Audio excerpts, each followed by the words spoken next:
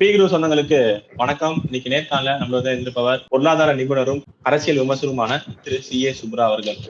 வணக்கம்ண்ணா. வணக்கம். வணக்கம் கார்த்திக். அதிரடி அறிவிப்புகள். நம்ம முதல்வர் திரு ஜோசப் விஜய் அவர்கள் லாஸ்ட் கடைசி செஷன்ல இன்னைக்கு 110 விதியின் கீழ அவங்க கொடுத்த வாக்குறுதிகள்லாம் ஒவ்வொன்னா சிலிண்டரா இருக்கட்டும், அப்புறம் பஸ் பயணங்களா இருக்கட்டும், பரந்தூர் விமான நிலையம் அந்த இது கைவிடப்படுகிறது, அந்த கொள்கை முடிவு அப்படின்னு சொல்லிட்டு பயங்கரமா அறிவிப்புகள் வெளியிட்டு இருக்காரு. ஃபர்ஸ்ட் அந்த பரந்தூர் பத்தி பேசுறதுக்கு முன்னாடி அந்த சிலிண்டர், அந்த அவர் கொடுத்த அந்த வாக்குறுதிகள், பஸ் பயணம், அந்த வாக்குறுதி நிறைவேற்றம் எப்படி பாக்குறீங்க? அதாவது அவங்க வாக்குறுதி கொடுத்துருக்குறாங்க, பட் அதை மக்கள் எதிர்பார்த்து வாக்களித்திருக்கிறாங்களான்னு பார்த்தீங்கன்னா எனக்கு தெரிஞ்சு இல்லை. அவங்க வாக்குறுதியை நம்பிலாம் யாரும் அவருக்கு வாக்கு போடல. ஏதோ மாற்றம் ஒன்றுன்னாங்க. ஸோ திமுகவுக்கு அதிமுகவுக்கு ஒரு மாற்றம், அதனால் மாற்றம் போட்டு விட்டாங்க. தவிர இவர் கொடுத்த வாக்குறுதிகள் நம்பி யாராவது வாக்களித்திருந்தாங்க வச்சுக்கோங்களேன், அவங்க இவருக்கு வாக்கே அளித்திருக்க முடியாது. தேர்தலுக்கே வின் பண்ணியிருக்க முடியாது. ஏன்னா அது திமுகவும் சரி தாவேக்காவும் சரி எதன் அடிப்படையில் வாக்குறுதிகள் கொடுத்தாங்க? யார்கிட்டயாவது இப்போ இது கலந்து பேசினாங்களா?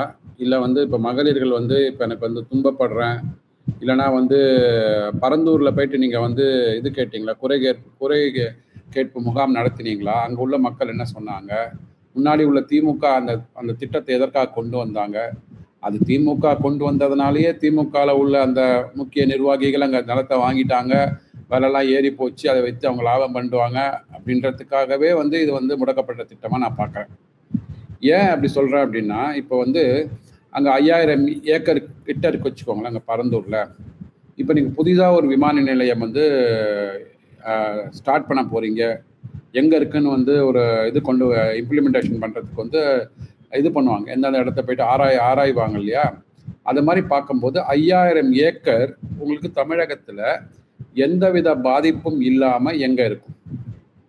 ஏதாவது ஒரு இடத்துல பார்த்தீங்க அப்படின்னு பார்த்தீங்கன்னா விவசாய நிலம் இருக்கும், இல்லைனா மக்கள் வாழ்கின்ற வீடுகள் இருக்கின்ற ஒரு நிலமாக இருக்கும், இல்லை ஏதாவது இண்டஸ்ட்ரீஸ் இருக்கிற நிலமாக இருக்கும், ஆறுகள் இல்லை நதிகள் போகின்ற இடமா தான் இருக்கும். இப்போ மீனம்பாக்கமே எடுத்துக்கோங்களேன். மீனம்பாக்கம் ஏர்போர்ட்டு இப்போ இந்த செகண்ட் ரன்வேலாம் கட்டின்னு முடிச்சாங்க பார்த்தீங்களா?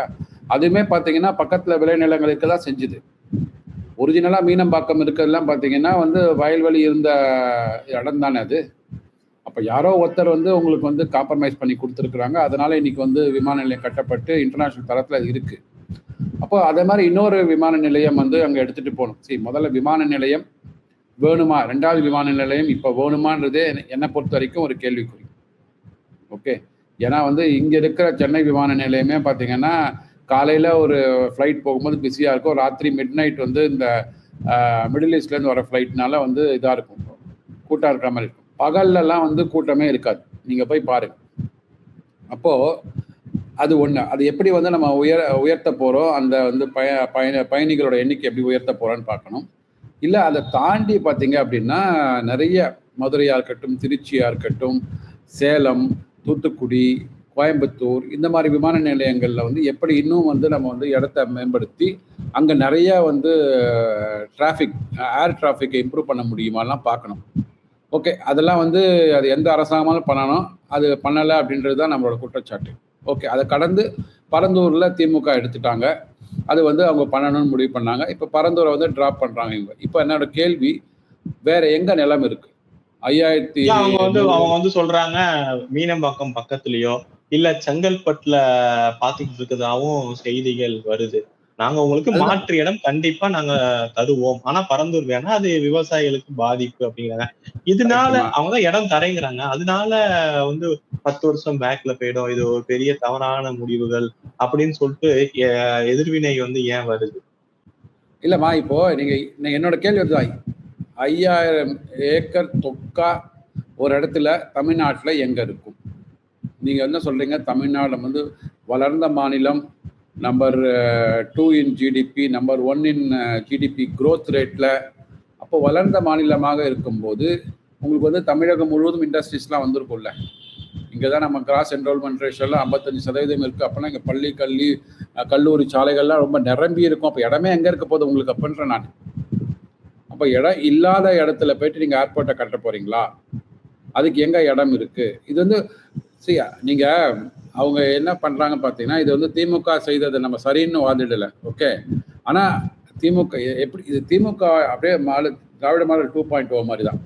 எப்படி வந்து மத்திய அரசாங்கம் கொண்டு வந்த திட்டங்களை எல்லாம் திமுக எதிர்த்தாங்களோ, திமுக கொண்டு வந்த திட்டங்களை தாவக எதிர்க்கிறாங்க. இன் அடிஷன் டு மத்திய அரசு கொண்டு வந்த திட்டங்களை எதிர்க்கிற மாதிரி வேற ஒண்ணுமே கிடையாது. ஸோ அவங்க 1+1 = 2ன்ற மாதிரி மத்திய அரசு கொண்டு வந்த திட்டத்தையும் நாங்கள் எதிர்ப்போம், திமுக போட்ட திட்டத்தையும் எதிர்ப்போம், அவ்வளோதான். அது வந்து விடியல் பயணமாக இருக்கட்டும், அதை பேரை மாற்றி வைக்கிறது, மகளிர் திட்டத்துக்கு வந்து 1000 ரூபாய் கொடுத்தா 2500 கொடுக்குறேன்னு சொன்னாங்க, அதை கொடுக்காம இப்போ ஆட்டையை போடுறது, சரிங்களா? அப்புறம் வந்து இப்போ இப்போ இப்போ கொடுத்துருக்கிற 110 கீழே உள்ள விதிகள் நம்ம பார்ப்போம், நம்ம என்னன்றதை பார்ப்போம் நம்ம. ஸோ அரசாங்கம் முன்னல்ல அரசாங்கம் கொண்டு வந்த திட்டங்களாலே நீங்க வந்து அதை முறியடிக்க வேண்டும்ன்ற இதுல இறங்கியிருக்கிறாங்க. எனக்கு என்ன மாற்று ஏற்பாடு எங்க தேர்தலுக்கு முன்னாடியே போனாங்களே, தேர்தலுக்கு பிரச்சாரத்தை அந்த ஊர் மக்கள்கிட்ட போய் நிச்சயமா நான் ஆட்சிக்கு வந்தா இங்க வந்து நான் உங்க பின்னாடி நிற்பேன், ஊர் மக்கள் கூட இருப்பேன், பரந்தூர் விமான திட்டம் வந்து நான் நிச்சயமா செயல்படுத்த மாட்டேன். ஒரு தேர்தல் பிரச்சாரத்தையே அது ஒரு ரொம்ப ஒரு முக்கியமான வாக்குறுதியா அவர் கொடுத்தது தானே. கண்டிப்பா வாக்குறுதி நிறைவேற்றிட்டார் இல்லையா? அடுத்த வாக்குறுதி 2500 ரூபாய் நிறைவேற்றிட்டாரா? எதெல்லாம் தனக்கு சாதகமாக இருக்கிறதோ, திமுகவுக்கு எதிராக இருக்கிறதோ வந்து அதை நிறைவேற்றுறாங்க. கேஸ் சிலிண்டர் 6 சிலிண்டர் கொடுப்பேன் அப்படின்னாரு. இப்போ எத்தனை கொடுத்துருக்குறாங்க? 3 சிலிண்டர். சூப்பர் 6 சூப்பர் 3 ஆயிருக்கு. ஆமா, சூப்பர் 6 இப்போ சூப்பர் 3 ஆயிருக்கு. அதுல வந்து என்ன சொல்றாங்க அப்படின்னா 1,31,00,000 குடும்பங்களுக்கு வரும்னு நினைக்கிறேன். ஏன்னா அவங்க வந்து 2,50,000 ரூபாய் ஆண்டு வருமானம் கீழே இருக்கிறவங்களுக்கு கொடுக்க போறாங்க.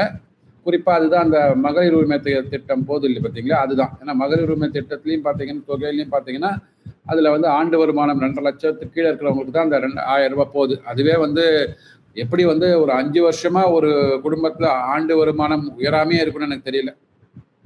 அட்லீஸ்ட் 1000-2000 ரூபாய் தான் உயரம் இல்லை, அது கூட இல்லாமல் வந்து மக்கள் வந்து வறுமையில் இருக்கிறாங்க போல இருக்கு. அது 2023 செப்டம்பர் மாதத்தில் இம்ப்ளிமெண்ட் பண்ணதுலேருந்து 2,50,000 ரூபாய் ஆண்டு வருமானம் தான் இருக்குது. வருமானம்லாம் உயரவே இல்லை. 11.19% டபுள் டிஜிட் க்ரோத்து. தமிழகம் தான் வளர்ந்து வருகிறது அதெல்லாம் சொல்லிட்டு, இப்போ தமிழகம் வளர்ந்து வருதுன்னா தமிழக மக்கள் வளரலையா? இப்போ தமிழகத்தில் உள்ள வெறும் அரசியல்வாதிகளும் இங்க இருக்கிற நில சுவார்ந்தவர்கள் மட்டும் தான் வளர்ந்துட்டு இருக்கிறாங்களா? பணம் அவங்கள்ட்ட மட்டும் தான் போது போல இருக்கு, மக்கள்கிட்ட போல இருக்கு. அதனாலதான் 2,50,000 ரூபாய் வாங்கினவங்க, ஆண்டு வருமானம் வாங்கினவங்க 1,31,00,000 இருந்தாங்க. அது இன்னும் 1,31,00,000 தான் இருக்கிறாங்க. அவர்களுக்கு 3 சிலிண்டர் கொடுக்கும். 6 சிலிண்டர்னாரு, இப்ப பாதியா குறைச்சி 3 சிலிண்டர் ஆக்கிட்டாரு. அதுல குறிப்பா எனக்கு தெரிஞ்சு இந்த உஜ்வாலா திட்டத்தின் மூலமாக ஒரு 40-45 லட்சம் மக்கள் இருப்பாங்க, குடும்பங்கள் இருக்கும். அவர்களுக்கு வந்து ஏற்கனவே வந்து மத்திய அரசாங்கம் ஒரு 300 ரூபாய் வந்து சப்சிடி கொடுக்குறாங்க. அதாவது 942 rupees ஒரு சிலிண்டரோட விலை அப்படின்னா, 14.5 கிலோ வெயிட் உள்ள எல்பிஜியோட விலை அப்படின்னா அதில் ஒரு 300 ரூபாய் கொடுக்குறாங்க. ஸோ 650 ரூபாய் கிட்ட வரும் வச்சுக்கோங்களேன் ஒரு சிலிண்டரோட விலை உஜ்வாலால. அது தாண்டி பார்த்தீங்கன்னா மீதி இருக்கிறவங்களுக்கு ஒரு 900 rupees வரும். இதுதான் வந்து ஒரு 3 சிலிண்டராக கொடுக்க போறேன்றாங்க. இதுக்கு மேபி ஒரு கிட்டத்தட்ட பார்த்தீங்கன்னா எவ்வளோ வரலாம் உங்களுக்கு வந்து ஒரு 1,31,00,000 போட்டிங்கன்னா ஒரு 3,000 கோடி கிட்ட வரலாம் வச்சுக்கோங்களேன். ஒட்டுமொத்தமாக கணக்கு போட்டு பார்த்தா இதற்கு எங்கேயாவது நிதி ஒதுக்கீடு பண்ணணும். இதை வந்து முன்னாடியே சொல்லியிருக்கலாமே, பட்ஜெட்டில் சொல்லியிருக்கலாம்ல. என்னோட கேள்வி என்னன்னா, இது பட்ஜெட்லேயே நீங்கள் வந்து நிதி ஒதுக்கீடு பண்ணிட்டீங்களா? அப்படின்னா பட்ஜெட்லேயே நீங்கள் சொல்லியிருக்கலாம்ல. அப்போ நீங்கள் போட்ட அந்த துண்டு 55,000 கோடி துண்டுன்றது வந்து அது 58,000 போவதுக்கான வாய்ப்புகள் இருந்திருக்கலாம். அது ஏன் பண்ணலைன்னு தெரியல. ஏன் இதெல்லாம் வந்து பட்ஜெட் முடிஞ்சதுக்கு அப்புறம் அறிவிக்கிறாங்க? பட்ஜெட்டுக்கு முன்னாடி அறிவிக்கலாம்ல, அப்போதான் நீங்கள் நிதி ஒதுக்கீடு பண்ண முடியும். அப்போ அதுக்கு நிதி எங்கே வரப்போகுது? ஆதாரம் எங்கே இருக்குது? நிதி ஆதாரம் எங்கே இருக்குது உங்களுக்கு? அப்புறம் இப்போ வந்து அந்த விடியல் பயணம் வந்து இதுக்கு மகளிருக்கு வந்து நகர பேருந்தில் அந்த எல்லா பேருந்து எக்ஸ்பிரஸ் பேருந்துகள்லாம் எல்எஸ்எஸ் பேருந்துகள்லாம் வந்து இது பண்ணியிருக்கிறாங்க, இம்ப்ளிமெண்ட் பண்ணியிருக்கிறாங்க. ஸோ அதற்கு அடிஷ்னலாக ஒரு 2,000 கோடி ரூபாய் செலவாகலாம். ஸோ இதற்கெல்லாம் நிதி ஆதாரங்கள் எங்கே இருக்குது? அதுதான் நம்ம கேட்குறோம். இவங்க வந்து முந்தைய ஆட்சி மேலே கடனை ஜாஸ்தி வச்சுட்டாங்க, நிதி ஆதாரங்களை பெருக்காமல் வந்து இது பண்ணிட்டு போயிட்டாங்க, திட்டங்களை இம்ப்ளிமெண்ட் பண்ணனால கடன் ஜாஸ்தி ஆயிடுச்சு அப்படின்னா ஏன் வந்து எனக்கு என்னன்னா இது ஏன் 110 விதியின் கீழே வரணும்? ஏன் டிஸ்கஸ் பண்ண கூட முடியாத அளவுக்கான ஒரு திட்டங்களா இதெல்லாம்? யார் எதிர்க்க போறாங்க சொல்லுங்க.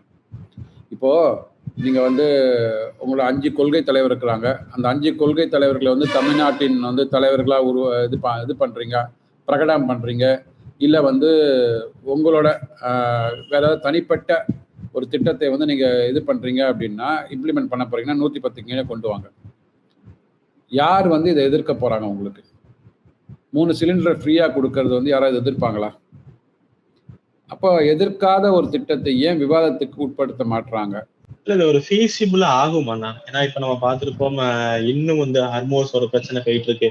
ஈரான் அந்த தட்டுப்பாடுகள் ஓரளவு இருக்கிற மாதிரியே தான் இருக்கிறதுனால, இதெல்லாம் ஃபீசிபிள் ஆகுமா? எவ்வளவு பெரிய சிக்கல் இது தமிழக அரசுக்கு உண்டாகும்? நீங்க சொன்ன மாதிரியே கடன் ஏகப்பட்டது இதே லெவல்ல போனுச்சுன்னா 20 லட்சம் கோடி கூட வரலாம் கடன் அடுத்த 5 ஆண்டுகள் அப்படிங்கிற மாதிரி இருக்கிறப்ப, இப்ப அந்த பயண திட்டம், வெற்றி பயண திட்டமா இருக்கட்டும், இதெல்லாம் இருக்கிறப்ப இன்னும் எந்த அளவுக்கு தமிழகம் வந்து சஃபர் ஆக போகுது எக்கனாமிக் வைஸா? ஆமா. இப்போ வந்து திமுக இன்டரிம் பட்ஜெட்ல போடும்போது 48,000 கோடி கிட்ட வருவாய் பற்றாக்குறை இருந்தது. இவங்க ரிவைஸ் பண்ணி போட்ட பட்ஜெட்ல 55,000 கோடி ஆயிருக்கு. ஸோ 7,000 கோடி எக்ஸ்ட்ரா வந்திருக்கு. இந்த 7,000 கோடி எக்ஸ்ட்ரா வந்திருக்குன்னா எக்ஸ்ட்ரா கடன் வாங்குறாங்கன்னு அர்த்தம். வருவாய் உயரலை. ஸோ எக்ஸ்பென்சஸை மட்டும் உயர்த்தி இருக்கிறாங்க. ஸோ 7,000 கோடி ஆயிருக்கு. இந்த 7,000 கோடிக்கு ஸ்ட்ரைட்டாக கணக்குன்னு பார்த்தீங்கன்னா ஒரு 1,000 கோடி ரூபாவை வந்து நீங்கள் இதுக்கு ஒதுக்கிடலாம். யூனிட்ஸ் இந்த எலக்ட்ரிசிட்டி 200 யூனிட்னு உயர்த்தினாங்க இல்லையா, அதுக்கு ஒதுக்கிடலாம். 6,000 கோடி ரூபாய் வந்து அந்த விவசாய கடன் தள்ளுபடிக்கு ஒதுக்கிடலாம். ஓகே, கிட்டத்தட்ட அந்த ரெண்டுத்தையும் மேட்ச் பண்ணுற மாதிரி எக்ஸ்ட்ரா கடனாக வாங்கிட்டாங்க. இப்போ அதை தாண்டி பார்த்தீங்கன்னா இப்போ இந்த விடியல் பயணத்துக்கு எக்ஸ்ட்ரா ஒரு 2,000 கோடி ஆகும். இந்த கேஸ் மானியம் 3 கேஸ் ஃப்ரீயாக கொடுக்கறது, அது ஒரு 4,000 கோடி ஆகும். அதுக்கப்புறம் பார்த்தீங்கன்னா இன்னைக்கு நம்ம பேசிட்டு வரும் நேரத்தில் ஒரு 110 விதியின் கீழே ஒரு டிஸ்கஷன் போயிட்டு இருந்தது. ஆதவர்ஜினா வந்து சொல்கிறாரு, இது மாதிரி பள்ளி கல்வித்துறையிலையும் உயர்கல்வித்துறையிலும் இருக்கிற கல்வி நிலையங்களை வந்து நாங்கள் வந்து ஒரு டேஷ்போர்ட் மாதிரி எடுத்துகிட்டு இருக்கிறோம். எல்லா தரவுகளையும் திரட்டிட்டோம். 234 தொகுதிகளுக்கும் வந்து அந்தந்த தொகுதி எம்எல்ஏக்களுக்கு வந்து டேஷ்போர்டை கொடுத்துட்டு அதில் வந்து நாங்கள் ஆராய போகிறோம். இந்த பள்ளி கல்வி கட்டடமோ இல்லை கல்லூரி கல்வி கட்டடமோ வந்து தரமானதாக இருக்கா? அப்படி இல்லை அப்படின்னா சிவப்பு, எல்லோ, கிரீன், சிவப்பு, ஆரஞ்சு, கிரீன், அந்த 3 ஸ்டிக்கரை கொடுத்துட்டு சிவப்பு கட்டடம் அப்படின்னு பார்த்தீங்கன்னா அந்த கட்டடத்தை நம்ம யூஸே பண்ண முடியாது. அதுலேருந்து பசங்க வெளியில் வந்துட்டு அது சரி பண்ணதுக்கப்புறம் தான் உள்ளே போகணும். ஏன்னா பிடபிள்யூடியும் எஜுகேஷன் டிபார்ட்மெண்ட் இணைந்து வேலை பார்க்க போகிறோம். நாங்கள் முதலமைச்சர்கிட்ட சொல்லிட்டோம். ஆரஞ்சுன்றது வந்து என்றைக்கு வேணால் பிரச்சனை வரும். அதனால் கூடிய சீக்கிரத்தை இதை நீங்கள் வந்து சீரமைச்சு தரணும்னு சொல்லிட்டு பிடபிள்யூடியும் அந்த லோக்கல் எம்எல்ஏஸ்லாம் சேர்ந்து ஒர்க் பண்ணணும். க்ரீன்ன்றது ஒன்றும் பிரச்சனை இல்லை, ஒரு 3 வருஷத்துக்கு ஒன்றும் பிரச்சனை இல்லாமல் இருக்கும். ஸோ இந்த மாதிரிலாம் ஒரு திட்டங்கள் இருக்குன்னா இதுக்கு பணம் எங்கேருந்து வரும்?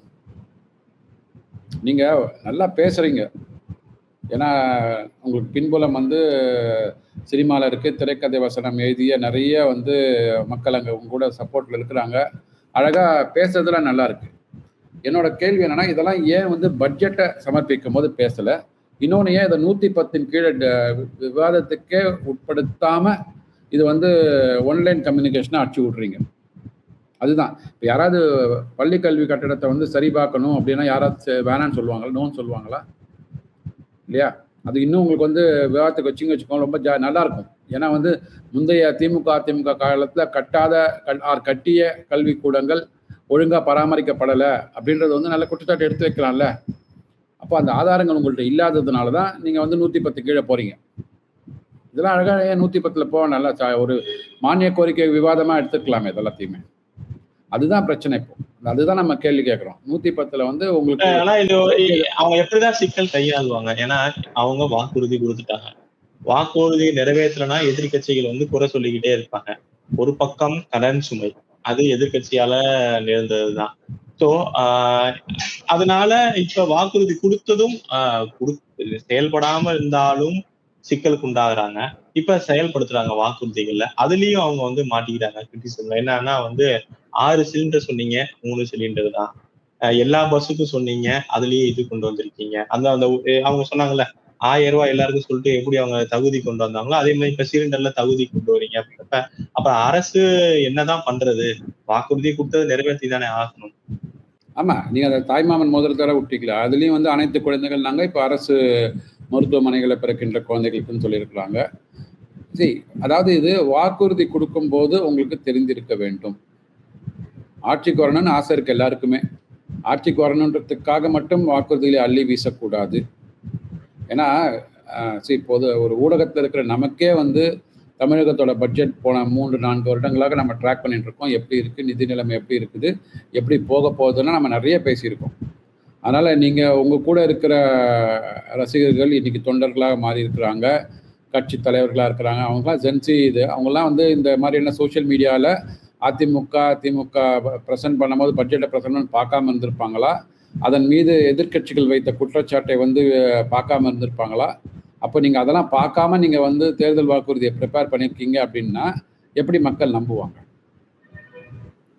ஸோ நீங்கள் வந்து 1000லேருந்து 2500 ஒரு உரிமை தொகையை வந்து இன்க்ரீஸ் பண்ணி கொடுக்க போகிறீங்க அப்படின்னா அதுக்கு கிட்டத்தட்ட அடிஷ்னல் ஒரு 25,000 கோடி ரூபாய் செலவாகும். 25,000 கோடி ரூபாய்க்கு எங்கே வருமானத்தை நீங்கள் ஈட்ட போகிறீங்க? சரி, இப்போ நீங்கள் வந்து அதே 110 கீழே ஐவர் குழு மாதிரி ஒரு குழு அமைச்சிருக்கிறாங்க. மான்டெக் சிங் அலுவாலியா தலைமையில் வந்து நிதியை சீரமைப்பதற்காக ஒரு குழு அமைச்சிருக்கிறாங்க, ரைட்டுங்களா? நான் சொல்கிறேன், கொஞ்சம் வெயிட் பண்ணலாம்ல. இப்போ நீங்கள் வந்து எல்லாத்துக்கும் கால அவகாசம் கேட்குறீங்களே, இப்போ தானங்க வந்திருக்கிறாங்க, இப்போ தானங்க அந்த படம் ரிலீஸ் ஆகிருக்குது, இந்த படம் ரிலீஸ் ஆன உடனே நீங்கள் வந்து ரிவ்யூ பண்ணிங்கன்னா எப்படியா? கொஞ்சம் விடுங்க, மக்களோட கருத்துக்கெல்லாம் கேட்கட்டும். நீங்கள் கிரிட்டிக்ஸ் என்றைக்குமே கிரிட்டிக் பண்ணிட்டு தான் இருப்பாங்க. ஏன்னா வந்து முதல் நாளில் சினிமா கிரிட்டிக்ஸ் எழுதுறவன் வந்து சினிமா வந்து குறை சொல்ல தான் போவான். நீங்கள் மக்கள்கிட்ட விடுங்க, மக்கள் ஒரு 10 நாள் 20 நாள் படம் ஓடினதுக்கப்புறம் அவங்களோட ஃபீட்பேக் வாங்கிக்கலான்னு சொல்கிற மாதிரி நீங்கள் 3 மாதத்துல இந்த அரசாங்கத்துக்கு வந்து மார்க் போடாதீங்க, சர்டிஃபிகேட் கொடுக்காதீங்க, 1 வருஷம் கொடுங்க அப்படின்றாங்க இல்லையா? நான் சொல்கிறேன், அந்த 1 வருஷம் கொடுத்ததுக்கப்புறம் இந்த வாக்குறுதிகளை நிறைவேற்றுங்களேன். ஏன் இந்த அவசரம்? எல்லாருக்கும் தெரியும் பணம் இல்லைன்னு தெரியும். ஏதோ நீங்கள் வந்து கொடுத்த ஒரு 3-4 வாக்குறுதிகளை இங்கே நிறைவேற்றிருக்கீங்கன்னு சொல்கிறீங்க, நீங்கள் அனௌன்ஸ் பண்ணி கொடுத்துருக்கீங்க. மீதி இருக்கிற வாக்குறுதிகளை நிறைவேற்றுவதில் ஏன் இந்த அவசரம்? அது 1 வருஷம் கழிச்சு பண்ணலாம்ல.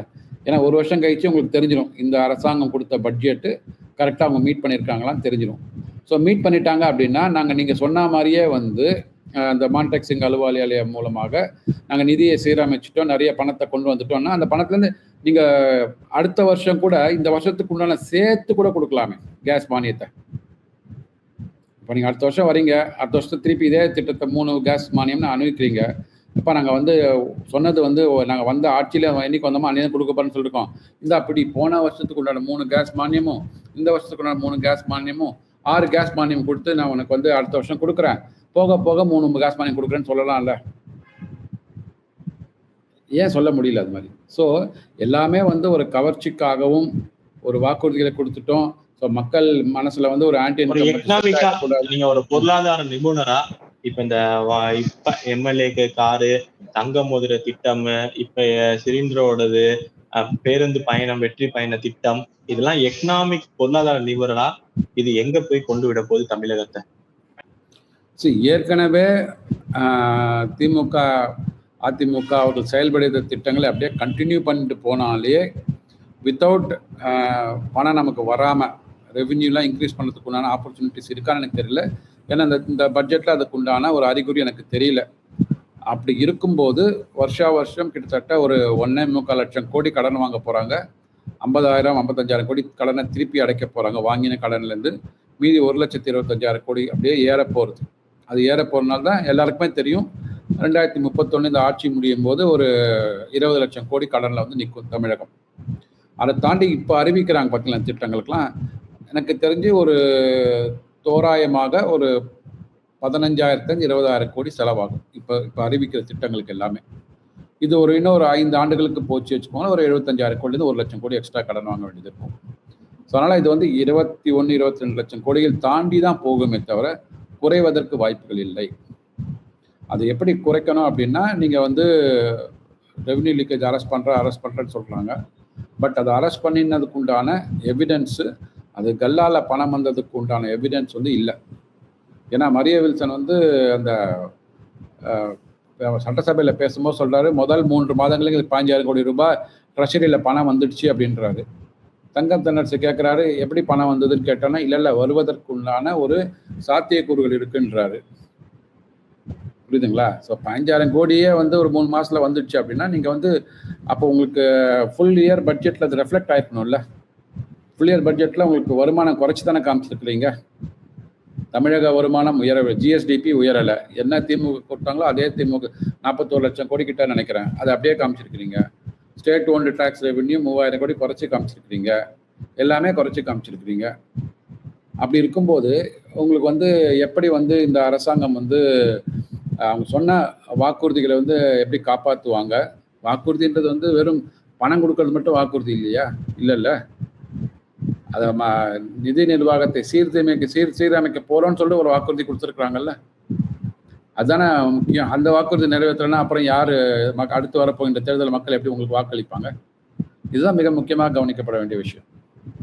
நிச்சயமாண்ணா, சொல்ற மாதிரியே தமிழகம் பிரைட் ஃபியூச்சர் நோக்கி போயிட்டு இருக்கு. இவ்வளவு நேரம் உங்க நேரத்தை நம்ம தளத்துக்கு வந்து பயந்தமைக்கு ரொம்ப நன்றி. நல்லதே நடக்கும். வாழ்க வளமுடன். நன்றி. நன்றி கார்த்திக்.